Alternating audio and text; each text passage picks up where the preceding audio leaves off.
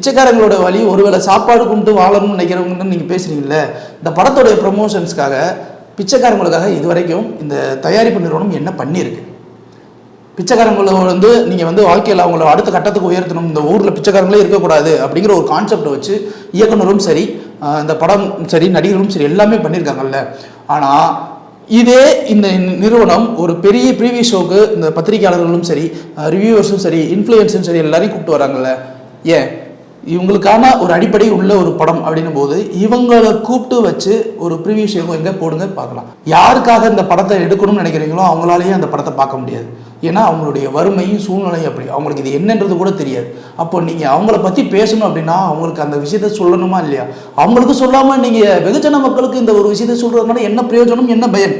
நந்தன் ஒரு படம், சசிகுமாரோடைய படம். அந்த படம் வரும்போது சசிகுமார் சாரே எல்லாருமே போய் நின்று அங்கே இந்த துப்புரவு தொழிலாளிகள் இருக்குங்க எல்லாரையும் கூப்பிட்டு உட்கார வச்சு படம் பார்க்க வச்சு அழகு பார்த்தாங்க. சரி, இதை விட்டு தருங்க. முன்னாடி கந்தசாமின்னு ஒரு படம், விக்ரம் நடித்த படம், சுசி கணேசனோட படம். அந்த படத்துக்காக தான் மணி லாண்டரிங் இந்த ஒரு பிரச்சனை அப்படின்றதுக்காக 2 கிராமங்களை தத்தெடுத்து இந்த ஒரு விஷயங்கள்லாம் பண்ணுறோம் கந்தசாமி படத்தோட ப்ரொமோஷன்ஸ்க்காக அப்படின்னா ஒரு விஷயங்கள் பண்ணாங்க. இது மாதிரி இந்த குபேரா படத்தில் நீங்கள் பிச்சைக்காரங்களோட வாழ்வியலை பற்றி அவங்களுடைய வழிகளை பற்றி பேசணும்னா நீங்கள் அதுக்காக என்ன பண்ணியிருக்கீங்க?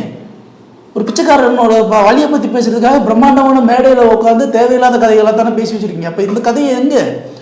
நான் படம் பார்க்கும்போது எனக்கு இவ்வளவு பிரச்சனைகள் மண்டையில் ஓடுது, இதை தாண்டி நான் இந்த படத்தை எப்படி ரசிக்கிறது அப்படிங்கிற ஒரு கேள்வி எழுப்புது. ஸோ எங்களை பொறுத்த வரைக்கும் இது குபேரா அப்படிங்கிற ஒரு படம் கொஞ்சம் கூட லாஜிக்கே இல்லாத ஒரு படம். அந்த லாஜிக் இல்லைனாலும் பரவாயில்ல, படம் ரொம்ப லென்த்து. ஆனால் ஒரே ஒரு விஷயம், இந்த கதைக்கரு ஒரு நல்ல கதைக்கரு. இந்த கதைக்கருவை அழகாக எடுத்துகிட்டு போயிருந்தாங்கன்னா சூப்பராக பார்த்துருந்துருக்கலாம். எங்களுக்கு 3 மணி நேரம் பார்க்க வேண்டிய படத்தை 6 மணி நேரம் காட்டினதுக்கு ஒரு அயற்சியை கொண்டு வந்து சலிப்பை கொண்டு வந்து கொடுத்ததுனால எங்களை பொறுத்த வரைக்கும் குபேரா கொஞ்சம் அப்படியே இறங்கி ரொம்பவே இறங்கி டவுன் ஆகி சரிக்கிருச்சு.